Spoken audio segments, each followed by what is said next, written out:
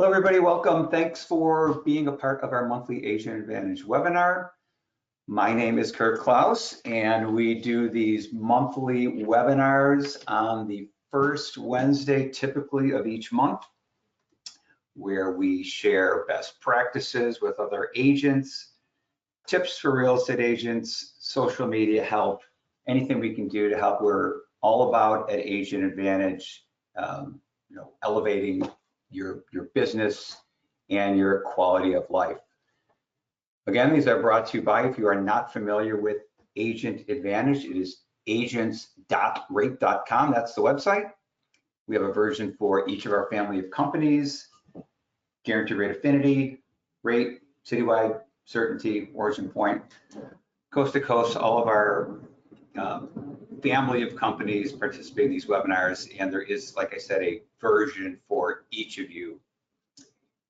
The topic today, we have a couple interesting, great, successful agents from Boston, Catherine and Maddie. I will introduce them in a sec.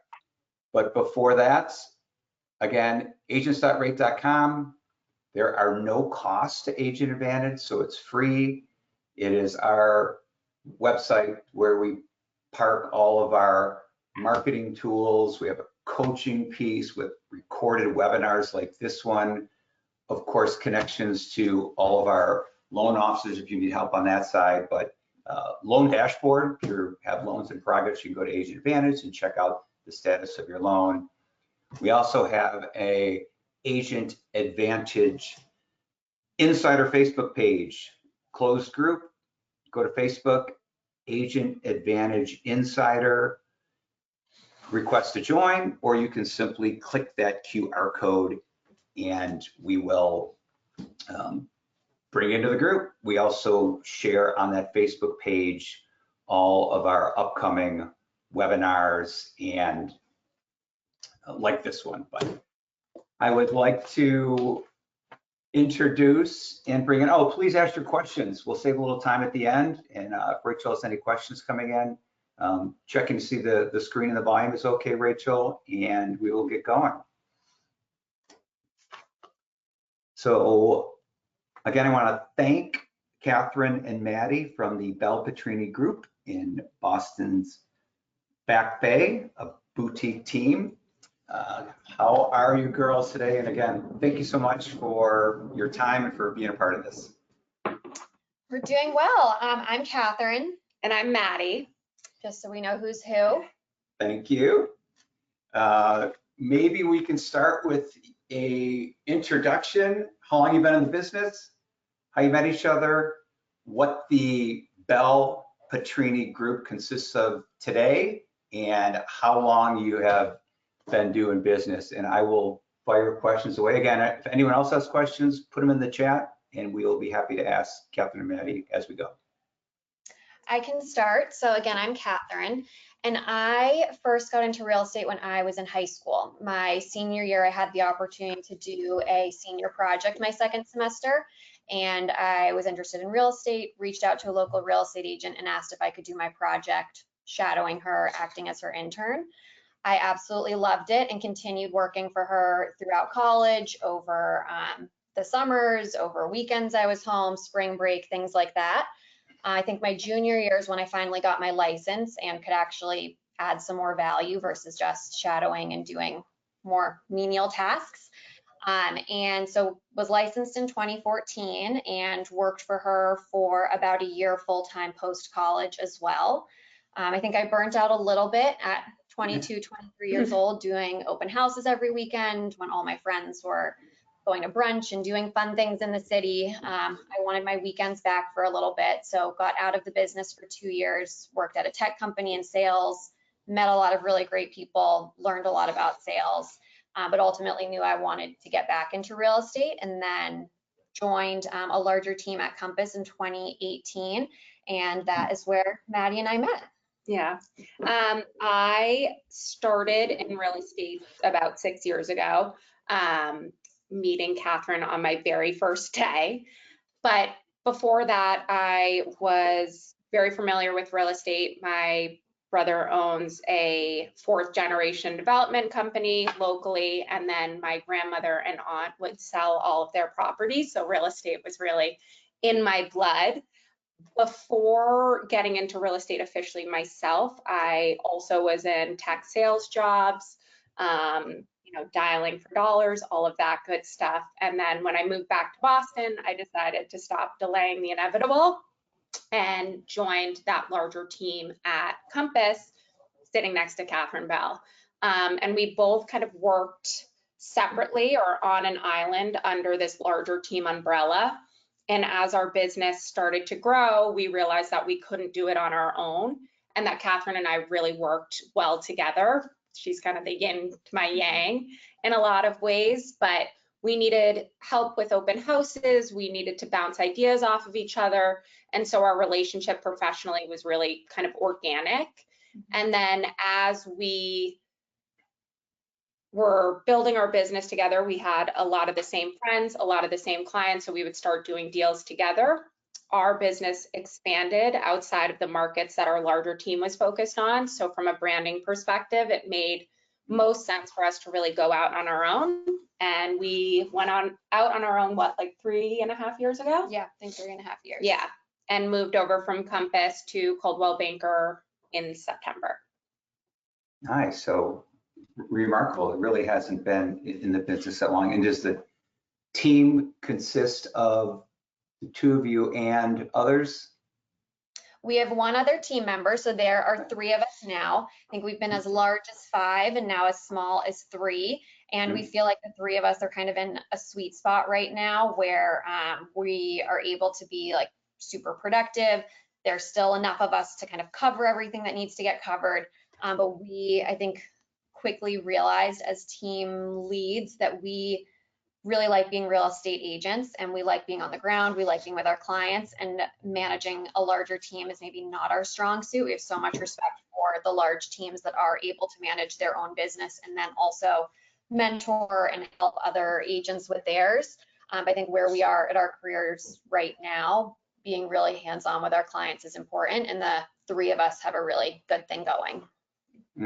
So many agents across the country are teaming up or thinking about building a team. What would you say to the solo agent that is looking to scale and partner with one or more agents to create a team?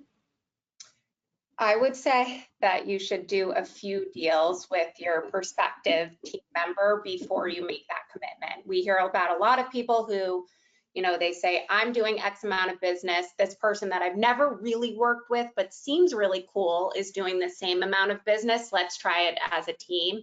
They rebrand, they create websites, they spend a lot of time and money building a team, but they just don't work well together. Again, Catherine and I worked together for 3-4 years before we made the commitment to go out on our own. And it was something that we talked about for a long time before we did it.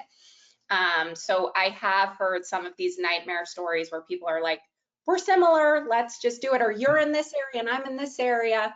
Like you really, really have to be careful about who you work with. Catherine and I talk constantly. Yeah.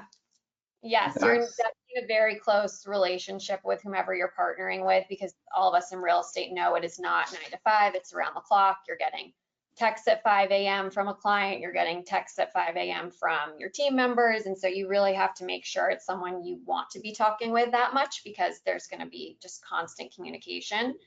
And I think as an individual agent might be thinking about teaming up with someone, it's like, okay, why do you want to team up with them? Do you have certain skills and things that you really like about the business, but you feel like there's a hole somewhere that if you had someone else plug in, you would just be able to service your clients and your business better? Is it because you want to have more of like a work-life balance? And then maybe it's you actually just want an assistant or someone to help cover a couple of things so that you can take weekends off. So I think there are a lot of different ways to get support in this business, and it might not always be starting a large team. It could be a virtual assistant, an assistant, or maybe it is a team member, or maybe it is a team of multiple people where you outsource a lot of different components of the job. There's no kind of rule book to follow, so you definitely need to think about like what you like about the job, what you need, and then figure out, okay, how do you fill in those gaps? And we talk to a lot of agents before we officially brand it as a team Yeah. to see what works with them. We have a really great community of agents in the Wellesley and Back Bay offices here. And we were able to go to those agents and say like, okay, it's you and your partner, what worked for you? What was the comp structure like when you thought about hiring other people? What was that like? Did you do your own marketing? We really, really thought about it a lot before we made the move over officially. Of course, there are some things we didn't consider and we learned as we go and through some mistakes, but just going in, having a very clear understanding of like, okay, this is what our relationship is going to look like. This is how we're going to get paid. We're like moving forward in the same directions at the same goals. Having that established sooner rather than later is really, really important. Mhm. Any one thing that you wish you knew looking back, or mistakes you made, you mentioned, but yeah, I'm sure it was like any other relationship, it's communication. It's the most important thing to, for it to work. I think something that we figured out as we went is that while we are a duo and we're super hands-on with all of our clients, we don't want two people doing the same thing at one time because it's just not efficient. And there are obviously going to be certain instances where we should both show up for a particular showing or an open house or a broker open, something like that, but that we both don't need to be at everything for a given client, and that it's important to say, okay, Catherine's going to be at the computer from 9 to noon and Maddie's going to be on the showings from 9 to noon. I think we got ourselves in a lot of scenarios where like we just liked kind of riding around with each other. Oh, we're both going to do these showings together. And then suddenly we're frantic, like, okay, neither of us has our laptop. We got to get an offer submitted. What are we going to do? So I think being more intentional about our calendar, having one person here, one person there, so we can actually get like double the amount of work done versus two people doing the same amount of work was important, because we wanted to show up as like a unified duo, and we do in so many ways, but then in others, it's important to say like, okay, Maddie, you're in person today, Catherine's working from home, or Maddie, you're working from home, Catherine's taking these clients out, so that we're not kind of duplicating efforts. I think our fear was that if we weren't at things together, our clients wouldn't really understand like who was doing what and who they were working with. And we quickly realized that that is just not the case. Like our clients actually appreciate, okay, you're going to be in Wellesley. Catherine is our Wellesley expert. She's going to take you on all the showings. I'll be at my computer to write up an offer if you guys decide to move forward.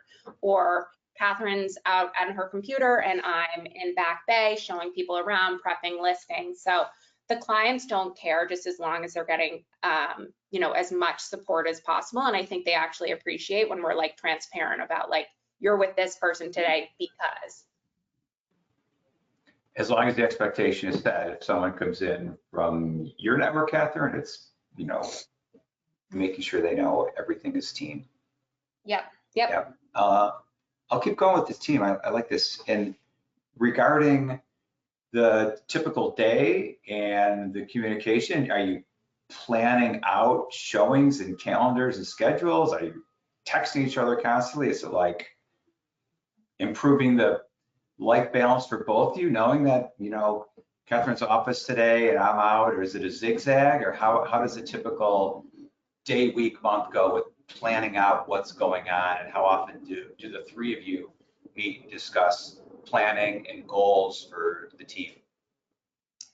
I think with the exception of like whenever we are like completely out of the office, like you have a wedding, you have a family vacation, a holiday, like, and that's on the calendar and we respect that.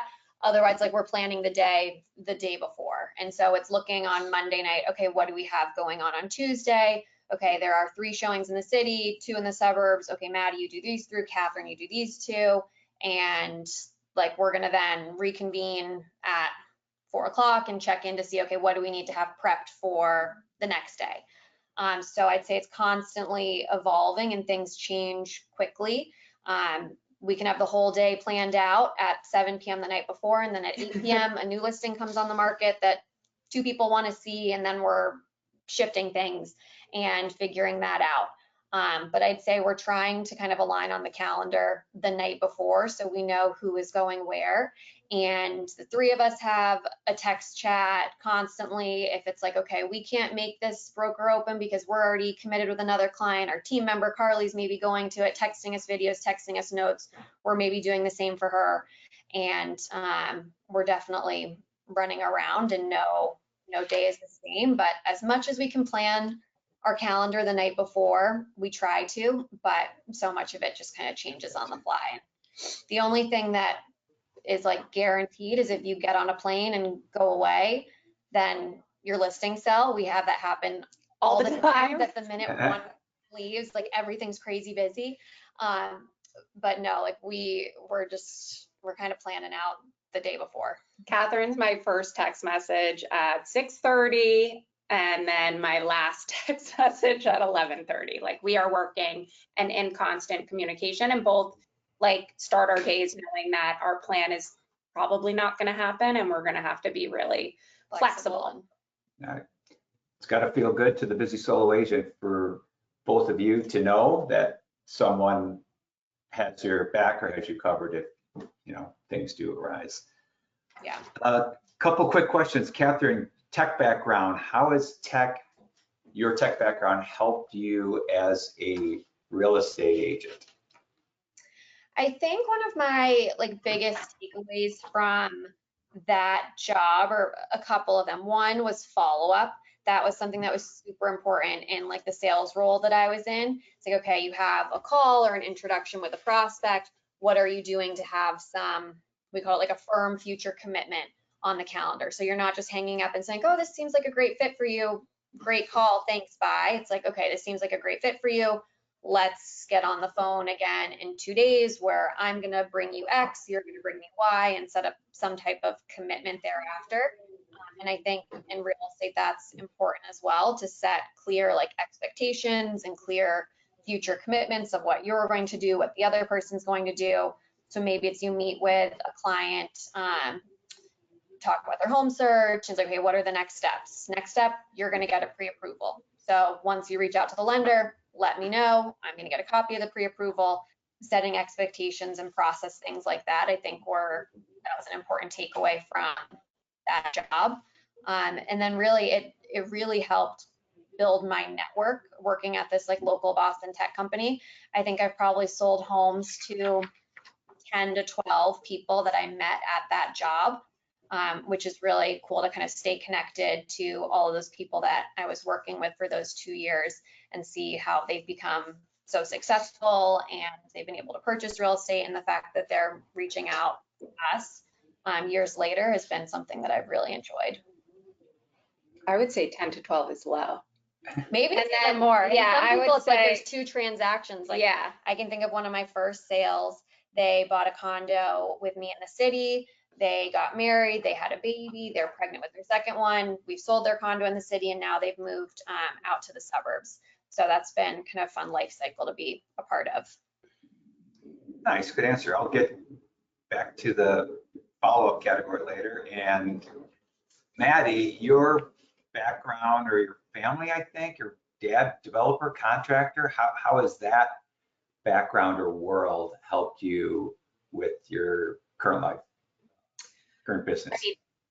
Again, I feel like I was just delaying the inevitable, that real estate has been in my blood forever. One of my first memories is walking through, I don't know which property it was, but walking through one of my dad's new houses and just running through it. And I absolutely loved it then, and to this day, love it now.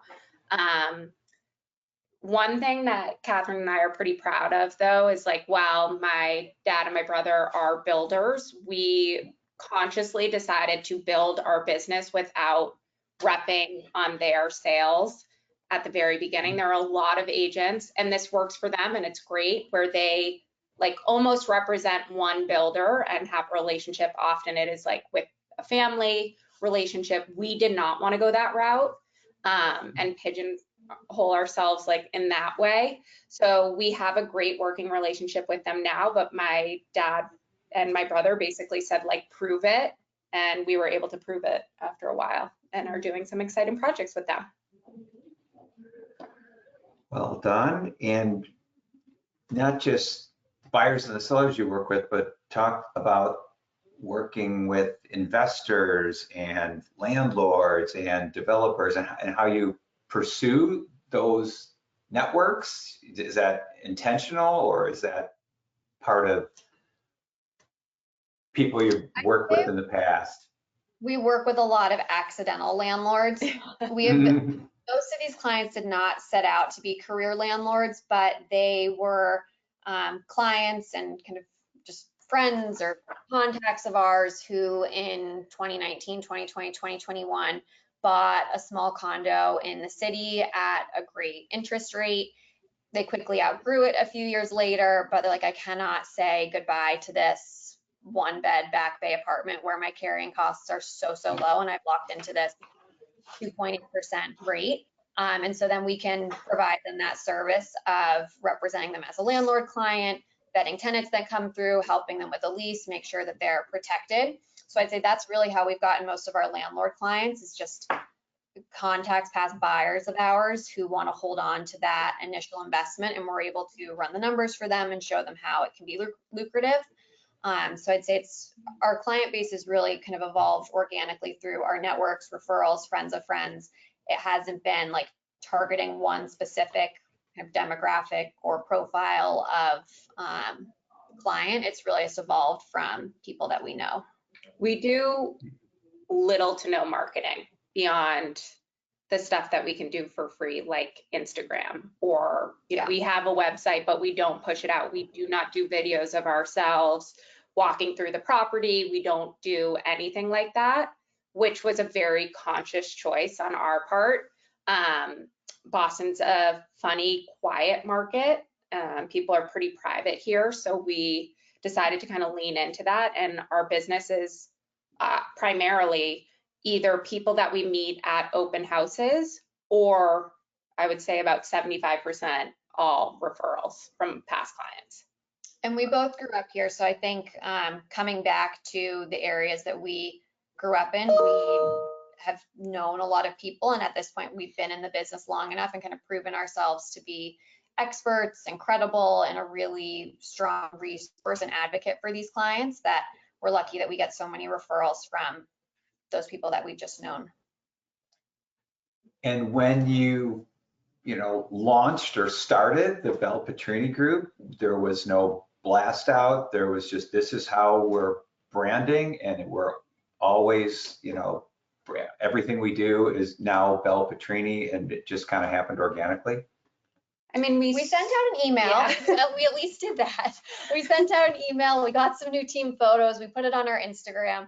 But for the most part, I think our marketing is just like being out in the community, going to open houses, taking a moment to talk to people that we see. I have some friends who I've moved back to Wellesley, which is a town that I grew up in. And they're like, I can't believe like you go to X, Y, and Z place and you probably just run into so many people. Is that exhausting? I'm like, no, I love that. I love that on a Saturday morning, if I'm taking my son to get his breakfast, that I'll run into 3 or 4 people, get to chatting with them. Everyone loves to chat about real estate. And I think just kind of being authentic and genuinely loving what we do and being really involved in that we work in has been our biggest marketing. And of course, we're trying to market our properties, and we're like utilizing all of Coldwell Banker's resources to get the property out there. But in terms of our faces, we are more like face-to-face in person than doing a whole lot beyond that. I think one of the coolest things about when we launched our team was how invested our clients were in our They're very excited growth. They were so excited, and like they were willing to kind of do some of that marketing for us.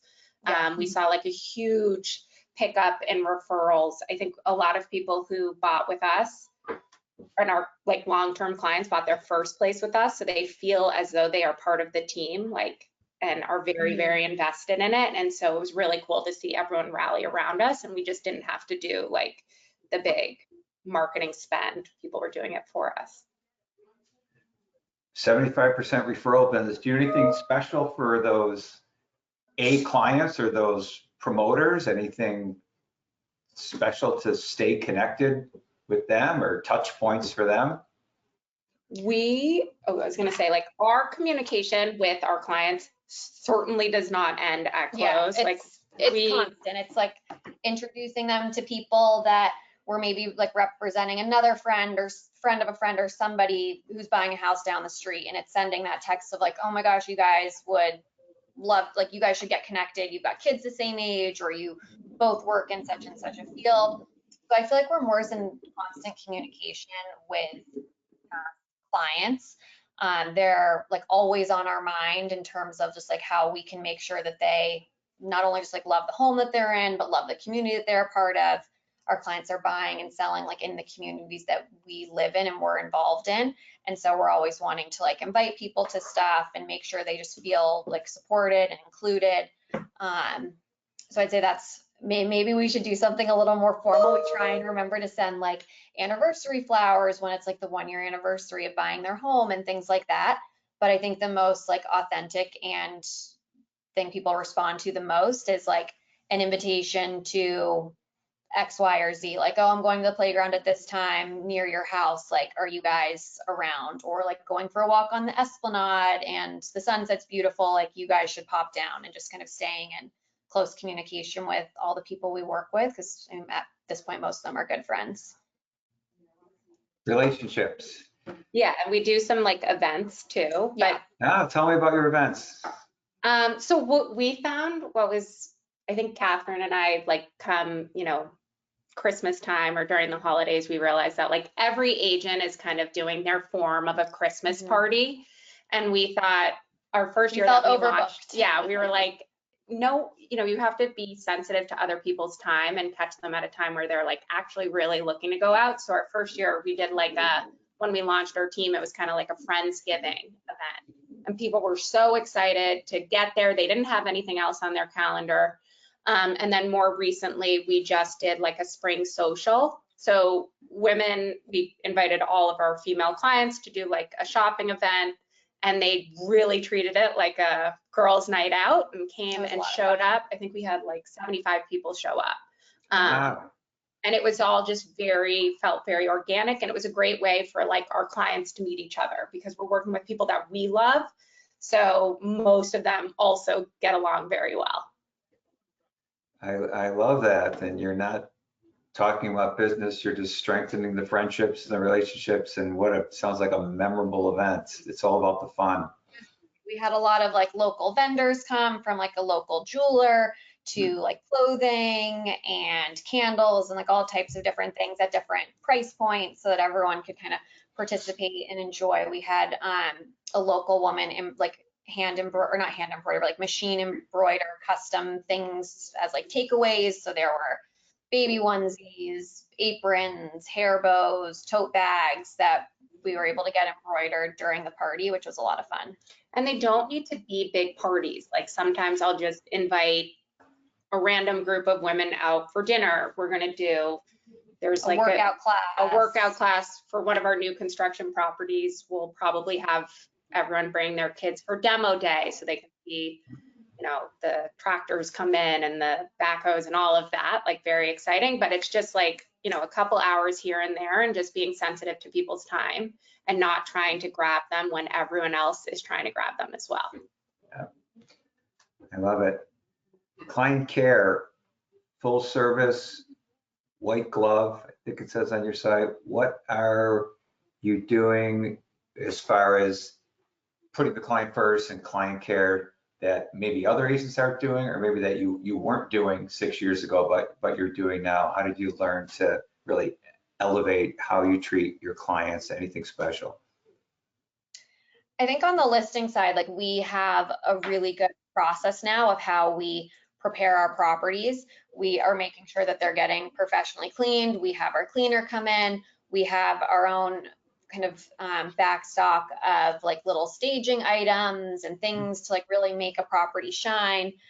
From a transaction standpoint, we are super hands-on with like doing a pre-inspection for the smoke detectors to make sure you're passing the citywide smoke inspection. Like, we are making sure like nothing falls through the cracks, and have a process and a contact or a vendor for anything you need. If we're walking through and we're like, okay, the windows need to be washed, we're going and meeting the window washer and making sure that the house is looking its best. If it needs some landscaping touch-ups, like we have our landscaper come out and do that as well. So I think we're very on a property to show its absolute best light. It's a reflection of us. It also is going to make it an easier sell for our client. So that's a win-win. And I think having a process is so important.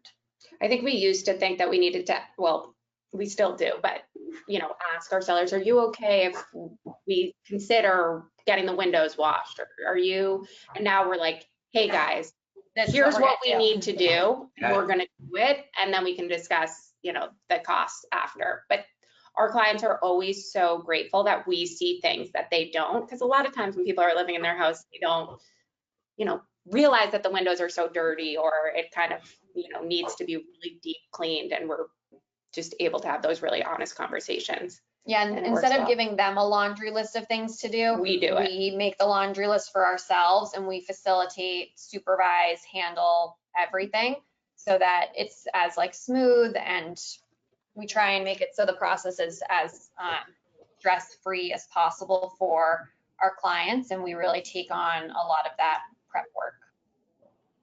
Take on a lot of that stress.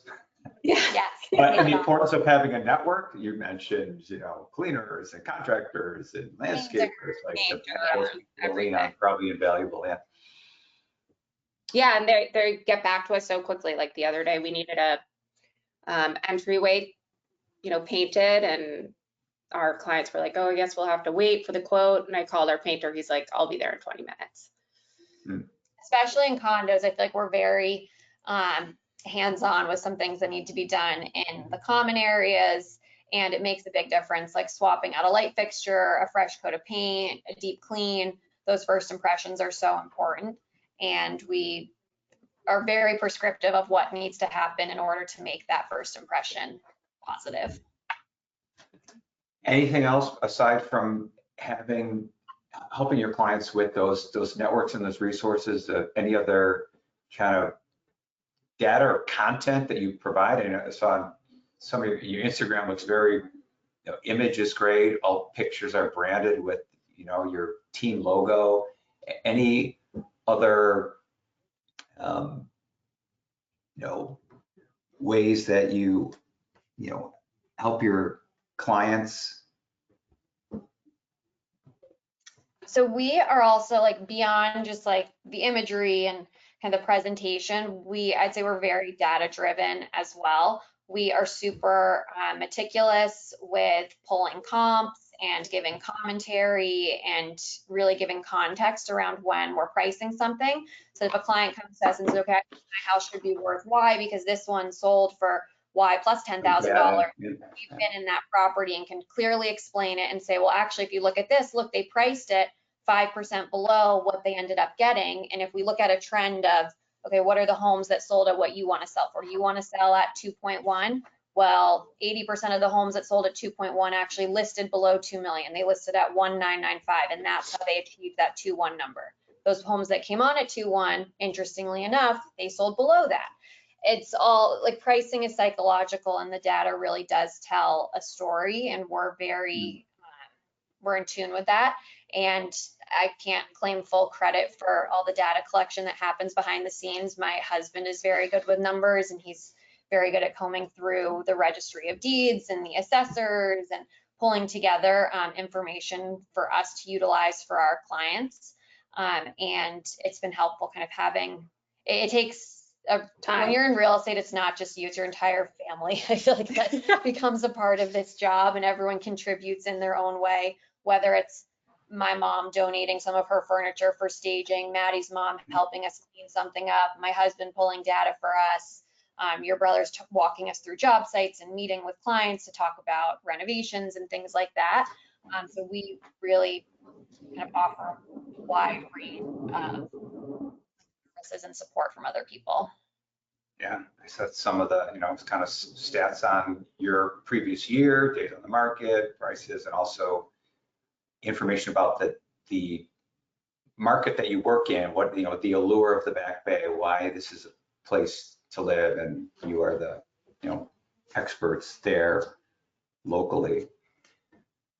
Going back the 6 years you're together, was there a year or something you did where things kind of popped? I know markets have been changed over the last 10 years, but was there any one thing looking back today that you think that was kind of instrumental in your success and your growth? People always looking to scale and grow. I'll go first. So I did not make 1 penny my first year in real estate, not a cent. You probably spent a lot of I money. spent a lot of money. It's I a went loss. through my savings at that point. But I just kept with it. And the way that I built my business was through open houses. I offered to do my team's open houses. They were at a point where they were so busy, they didn't want to do them anyways. So I would go to open houses and I would get unrepresented buyers from that by sending them off-market properties after I met them, helping them walk through comps, things like that. So I made not $1 my first year, and then my second year I closed $10 million worth of real estate. And then All every the people year, you met yes. that first year from just So it sticking went with from 0 to 60 really quickly.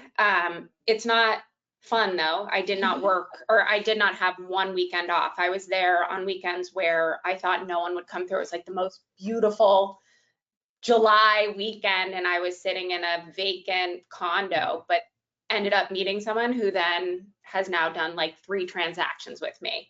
So just like grinding, to be honest. Yeah, I don't think there's been like one moment that kind of just like put everything into motion. It's really just sticking with it and like trusting the process that the harder you work, the more you put yourself out there, the more that you ask for the business, the more that you study up and you learn things. I think a lot of real estate agents have a hard time getting started when there's no structure. And like some of the best things you can do at the beginning is like get to know the inventory. You want to work in a certain market, see every single property, form an opinion on it, form notes on it, track how it's doing, how quickly does it sell, how long is it sitting, check back in, has it done price reductions, like get to know that inventory, and then sit at open houses and talk to the people that come through about that inventory. Because if someone's coming through the open house, maybe they're not a fit to buy that specific property, but they're looking for real estate guidance, they want to know about the market, they want support. And if you are knowledgeable and they mention like, oh, what did that one down the street go for? Like the worst thing, like our fear is that we're sitting there and we don't know the answer to that. So like that doesn't happen. We know the answer. We know what that one down the street sold for. We know who represented it. We know their activity because we asked them about it.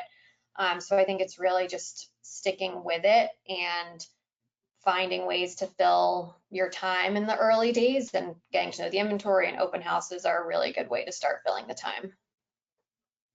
Be the expert. If you're not, become the expert. Exactly. Yeah. Let me see, talk about your time management and struggle for a lot of people, work-life balance, families, kids, travel. Do you plan out your days? Do you set goals as a team, the 3 of you?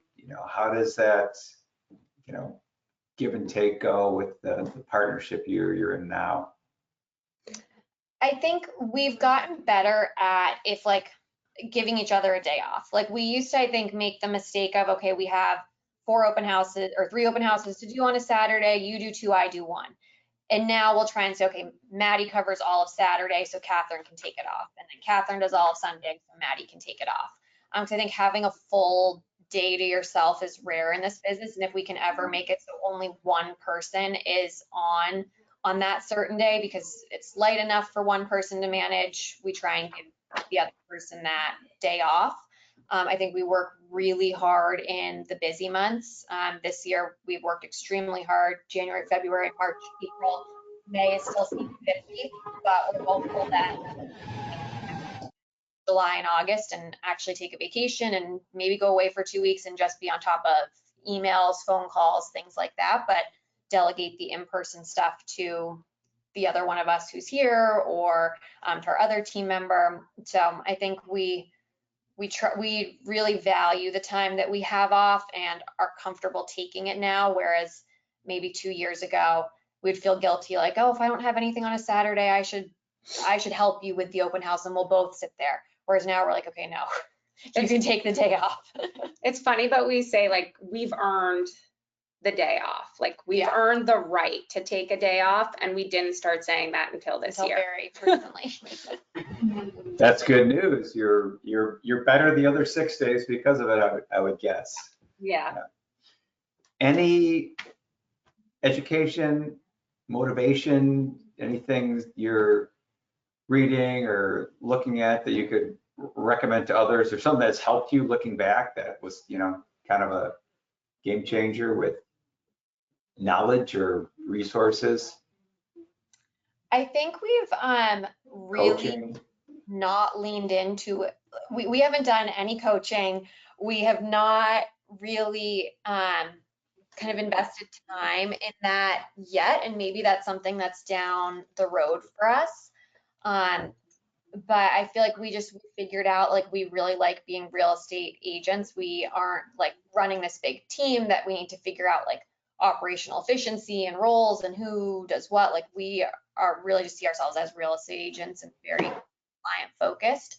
And we're not putting the pressure on ourselves to dial for dollars or make certain calls each day. And we're more just taking opportunities when we see them, of seeing someone across the way in the grocery store, going up and saying hi to them. Like, that's more how we're holding ourselves accountable and trying to build our business in like off time versus some other maybe sales coaching or sales metrics that would say like pick up the phone and call 10 people or things like that. I think it's been good that we've taken that pressure off of ourselves, because for a while we went back and forth like, should we do this coaching? Should we not? Should we do this? But we feel like we have a really good thing going that works well for us.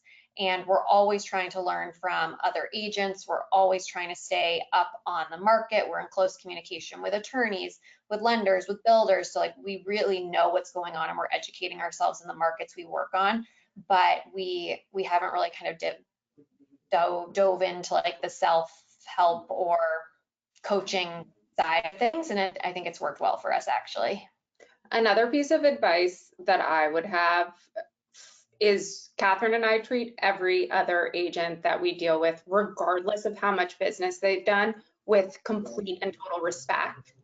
I know it's really hard. Yeah. So if you're out Sometimes we're here like, with us and you're trying your best, we respect you, we support you. yeah, but I just remember like the first agent who was rude to me because I hadn't done any business, and I'll never forget that. And we've decided not to treat anyone like that. It's just as important that you have great relationships with the agents that you are going to be working with as having great relationships with your clients. Like, they have off-market stuff. They are bringing buyers to your property. It's a very like political kind of industry, and we've just decided that the best way to handle the agents around us is with respect and openness and sharing and being collaborative. And I think sometimes people forget that, especially as they start doing more business. Well said. Great. That's a great tip. You not just your reputation, but like you said, you never know when there's pocket listings or off market, or knowing or being known as well. Being known and liked and trusted. The things are changing. Every year's different. What is anything for the rest of the year? Things that you're going to incorporate into your team or how you do business? What's the next thing? Did you huddle before the year started and look forward at all? Anything future thinking or planning, or what's next? I think something that we started implementing this year, and we're gonna stick with it, is we are referring business out in markets that we are not the expert. Whereas I think a few years ago, we had the time and the capacity to run around a little more and try and get up to speed on certain areas that maybe weren't our like bread and butter. Now we're saying we are going to connect you with the right expert to support you there. And it's been a very kind of freeing feeling to have, that you know that you're giving your client to someone that's going to give them the absolute best experience. It frees up our time and our mind space just to focus on the areas that we know and we do really well. And as an agent, it's really hard to say no to business, because you don't know when the next one's coming, and it's scary to say, I'm going to hand you off to somebody else, but it's been a really kind of liberating and freeing thing to do, that's reinforced that it's the right thing for us to do moving forward, that it's best for us to be kind of working really in the areas that we live and that we know really well, and we're connecting people with other amazing agents if it goes beyond our scope. So that's been a big thing. That's been a new kind of change for us this year that we're going to stick with. And as the market ebbs and flows, I'm sure it's going to be really hard some years to do that, and other years it'll be easier, just depending on just like how much business we're doing. But I think it's been something that is really positive for us. And we probably should do more like goal setting. Catherine and I had, I think, a number in our head of what we'd like to do annually, and we've had a really good year, and we're like, it's early May and we're only 15 million away from that number. We've done a lot of business in the early part of the year, but there will be no stopping. Like, we won't hit that goal and then be like, okay, like, time to slow down, we can take the rest of the year off. It's like, no, okay, now let's add another 25, another third. Like, we just aren't the type of people who hit a goal and kind of forget, because you don't want to. You want to maintain the momentum. Mhm. One question came in, how will you know, or do you talk about growing the team, adding somebody else, or will it be when the wheels are shaking, or when things, you'll know when you know? Did you say when we'll know to grow the team? Yeah, if every year you're doing something right, if every year is, your volume is increasing. I think we had this vision initially that we would have a bunch of agents on our team where it's like someone covers the North Shore, someone covers the South Shore, someone covers the city, someone covers Metro West. And we have shifted that to feeling really comfortable and really good about the fact that we are just going to refer to a good South Shore agent or refer to a good North Shore agent moving forward. So that no longer is a goal of ours, and maybe that changes in a few years, but in the short term, we aren't looking to have like under our umbrella people in different markets. We're looking to give business and support the agents that are already kind of top of their market versus finding someone maybe a little more junior who wants to be under us. We just felt that that's the best way, I think, to free up our capacity to support other agents who are super successful and doing a really good job. I think when we think about growth, I think the next thing or person that we need is more administrative support. So someone who is maybe more of a 9-to-5, helping with paperwork and transactions, and maybe doing some of the back end administrative things that become harder to do as we are on the road and out with clients so much. I think that would be the next thing for our team versus an agent or someone that's like a producing person. I think we like the way that our team feels right now. It's super tight. We are really confident with the growth of our agent that's working on our team as well, Carly. But we can be a bit of like control freaks, and handing off our really important clients, all of them are really important, to a more junior agent, like, would just cause us more stress than just fully referring it out to another like market expert in an area where we don't feel so confident. So I don't see us adding new agents anytime soon. We've tried that. They were lovely, but they, I think we were doing them a disservice at some point by not investing the time in mentorship. And we want any new agent to kind of get that time and mentorship that they deserve. Thank you, thank you. Geez, time, we're almost at time, this has gone quickly.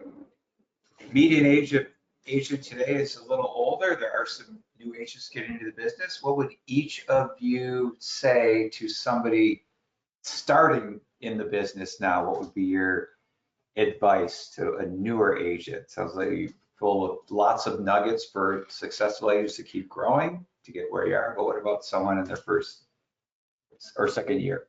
This is a grind, and it's Yeah. going to be harder than, if you want to be successful in this business, it's actually going to be harder than any 9 to 5. The hours do not exist. You do not decide when you are working or when you aren't. There is not, I mean, there are glamorous parts of the job, but like I was saying earlier, like we still do photos and we're moving like, you know, people's like toilet brushes around. There's nothing like too glamorous about this. Like you just need to get your butt in your seat, be in the office every day. Catherine and I were in the office every single day and then worked every weekend as well. And you grind for a year, and then once the floodgates open, like, you know, your business will just expand year over year. Yeah, I think while there's very little structure at the beginning of this job, because until you're busy, it's like, what do you do? And setting agendas for yourself, going into the office, talking to agents, asking other agents, can I go with you to broker opens? Can I help you with your open houses? Is there anything you need? Like offering your capacity to others, I think is a really important way to get started and to get to know the business and not to ask for anything in return. I think a lot of the learning and the important thing is like you're working for free, like sitting at an open house. It could be an hour that you're just kind of putzing away on your computer because no one comes through, or it could be where you meet your most important client. And so just putting yourself in those situations where opportunities will come later, treating it like a full-time job, not keeping another job on the side to kind of see how things go. Like I think you need to be really hungry and really focused on this being a full-time big career and treating it that way from the beginning. All in. Oh, and Yeah, well, so many people do treat it as, you know, a part-time or not fully committed, and yeah, well said. So thank you, Catherine. Thank you, Maddie. You are not only doing great things there and having success, but you couldn't be any nicer. Appreciate you taking the time to speak to other agents. Actually, on our webinar series is exactly the kind of, you know, tips and best practice conversations that we love to do, but we are grateful that you joined us and gave us your time. Thank you for Thank having you us. so This was much. great. Thanks. Have a great rest of your day. And goodbye, everyone. Again, we do these the first Wednesday of every month. Check out the Facebook page or our website to find out what topics will be. If you need to get a hold of us, agents@rate.com. We'd love to hear from you, feedback, other topics you'd like to see in the future. But on behalf of all the Guarantor family of companies, I'm Kirk Klaus. Thank you, everyone. Have a great rest of your day. Thank you, girls. Thank you. Thank you. Appreciate it.